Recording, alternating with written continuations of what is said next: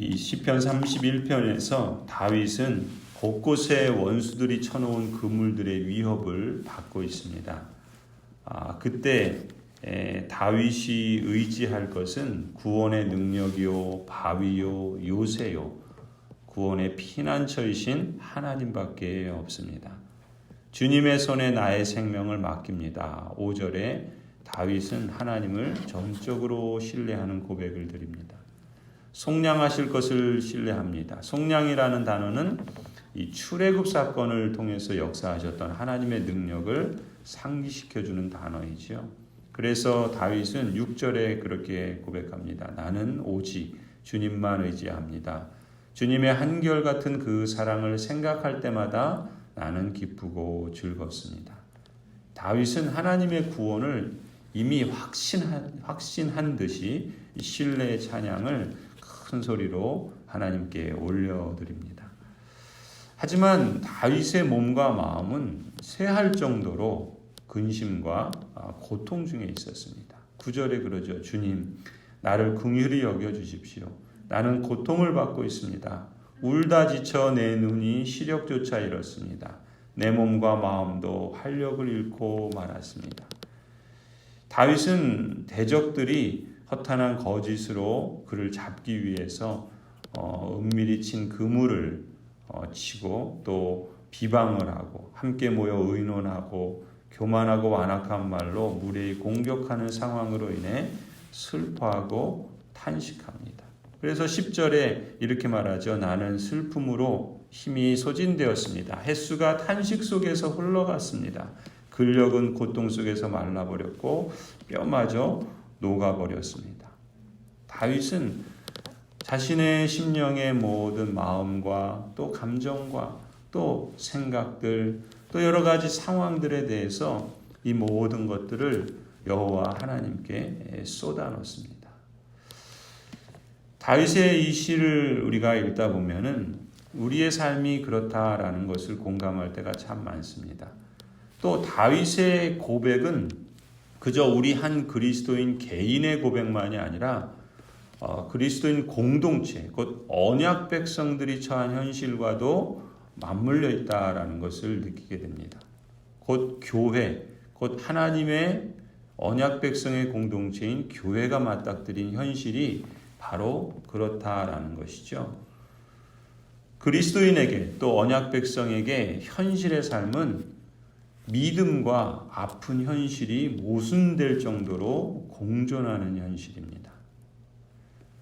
오늘 본문을 보면은 2020년 코로나19 시대를 사는 우리들에게 이전에도 없었고 또 앞으로 어떻게 될지 모르는 그러한 시대를 이 본문은 이미 그대로 말해주는 것 같습니다.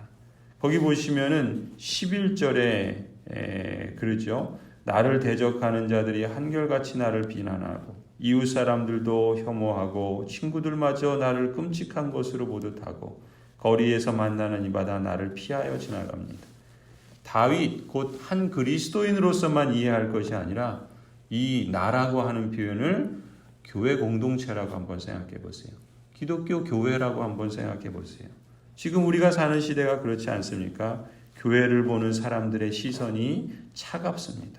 혐오하는 눈으로 보고 끔찍한 것 보듯 보고 피하여 가고 또 죽은 사람이나 된 것처럼 교회가 사람들의 기억 속에서 잊혀지고 깨진 그릇같이 되고 많은 사람이 비난하는 소리가 들려오고 협박하는 소리도 들리고 대적하는 사람들이 모여서 교회의 생명을 빼앗으려고 음모를 꾸미기도 하고 이것은 한 그리스도인의 현실이기도 하지만 교회가 맞닥뜨린 현실이기도 하지요. 다윗의 시대가 그랬고 오늘 우리의 시대도 그렇고 아니 어쩌면 주님 오실 그날까지 이 땅에서 하나님의 언약 백성들과 교회는 늘 이런 아픈 현실을 함께 맞닥뜨리며 살아가야 되는지도 모릅니다. 그때 우리는 어떻게 믿음으로 이 아픈 현실 속에서 살아갈 수 있는가? 그 결론이 이 14절입니다. 다윗이 이런 모순된 현실 가운데 이렇게 고백하죠. 14절에 누가 뭐라고 해도 이게 우리가 취할 자세라고 봅니다. 누가 뭐라고 해도 나는 주님만 의지하며 주님이 나의 하나님이라고 말할 것입니다. 누가 뭐라고 해도 교회는 주님을 의지해야겠죠. 주님이 교회의 하나님이시다. 우리 그리스도인 성도들의 하나님이시다. 아니, 주님이 바로 나의 하나님이시다. 이렇게 말할 수 있어야 됩니다. 시대가 어렵다고, 또 우리 몸이, 우리 마음이 쇠할 정도로 근심 중에 있다고, 주변 사람들이 손가락질하고 또 이상한 눈으로 쳐다보고 피하여 간다 할지라도 그럴 때일수록 우리는 주님을 의지하고 주님을 찾고 또 주님을 진정 너의 하나님, 그것이 아니라 바로 나의 하나님이라 말할 수 있어야 되겠습니다. 다윗의 이 15절부터 18절까지의 고백이 저와 여러분의 고백이 되길 바랍니다. 15절에 그러죠. 내 앞날은 주님의 손에 달렸으니 내 원수에게서 내 원수와 나를 박해하는 자들의 손에서 나를 건져주십시오. 이것은 다윗 개인의 고백인 것이 아니라 우리들의 고백이어야 하고요. 동시에 교회의 고백이어야 한다 믿습니다. 16절에 그럽니다. 주님의 환한 얼굴로 주님의 종을 비추어 주십시오.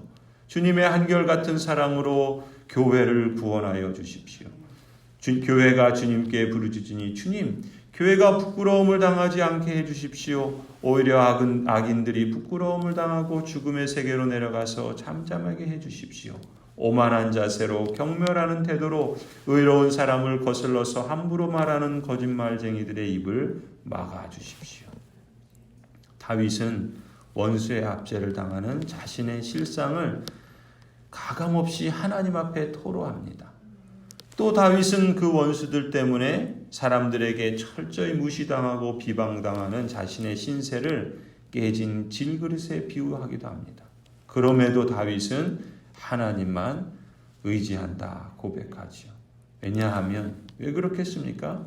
다윗의 생명이, 교회의 생명이, 우리의 생명이 주님의 손에 놓여있기 때문에 그렇지요. 다윗은 자신의 모든 날이 하나님의 손에 의해 다스려지고 있는 것을 깨달아 알았습니다.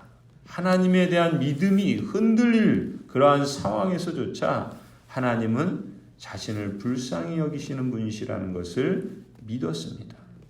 성도 여러분, 누구나 예외 없이 고통을 당합니다. 그러나 누구나 예외 없이 하나님을 신뢰하고 의지하며 기도하는 것은 아니지요. 고난을 이기는 길은 주님을 의지하는 것밖에는 없습니다. 주님을 의지하는 기도라는 사실을 우리가 잊지 마십시다. 주님을 피난처로 삼아서 매 순간 끝까지 하나님을 의지하고 신뢰하십시다. 야고보 장로가 5장에 말합니다. 너희 중에 고난당하는 자가 있느냐? 그는 기도할 것이요. 즐거워하는 자가 있느냐? 그는 찬송할지니라. 그렇습니다. 하나님은 신실하게 당신을 의지하는 사람을 건져주십니다. 그러면 다윗은 그 기도가 이미 하나님께 응답되기라도 한 듯이 간증하는 것을 보게 되는데, 우리도 그러한 간증이 우리 입에서, 우리 마음에서 이 다윗의 시를 통해서 표현할 수 있으면 좋겠습니다. 그 간증이 바로 19절부터 22절이에요. 주님을 경외하는 사람에게 주시려고 주님께서 마련해 두신 복이 어찌 그리도 큰지요. 주님께서는 주님께로 피하는 사람들에게 복을 베푸십니다. 사람들이 보는 앞에서 복을 베푸십니다. 주님은 그들을 주님의 날개 그늘에 숨기시어 거짓말을 지어 헐뜯는 무리에게서 그들을 지켜주시고 그들을 안전한 곳에 감추시어 말다툼하는 자들에게서 건져주셨습니다. 주님, 내가 주님을 찬양합니다. 내가 포위당했을 때 주님께서 나에게 놀라운 은총을 베푸셨기에 내가 주님을 찬양합니다.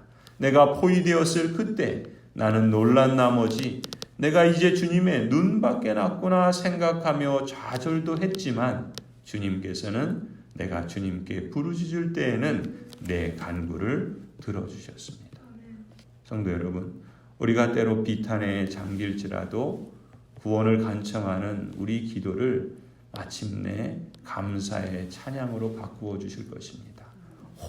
상황이 너무 힘들고 고통스러워서 정말 주님의 눈밖에 내가 난 것이 아닌가, 이렇게 생각하며 이렇게 좌절할 때도 있지만, 그때 우리가 취할 자세가 무엇이겠습니까? 마음에 내 내면의 소리가 그렇게 나를 유혹할지라도 주님께서는 내가 주님께 부르짖을 때에는 내 간구를 들어주셨다라는 이 다윗의 고백처럼 내가 부르짖을 때 들어주시는 하나님이신 것을 잊지 마십시다. 23절 24절처럼 주님을 믿는 성도 여러분, 우리 모두 주님을 사랑하십시다. 주님께서 신실한 사람을 지켜주실 것입니다. 주님을 기다리는 성도 여러분, 힘을 내십시다.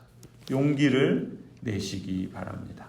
우리의 피난처이신 주님께서 오늘 하루도 저와 여러분과 우리 교회와 주님의 택하신 언약 백성들과 함께 해 주실 줄 믿습니다.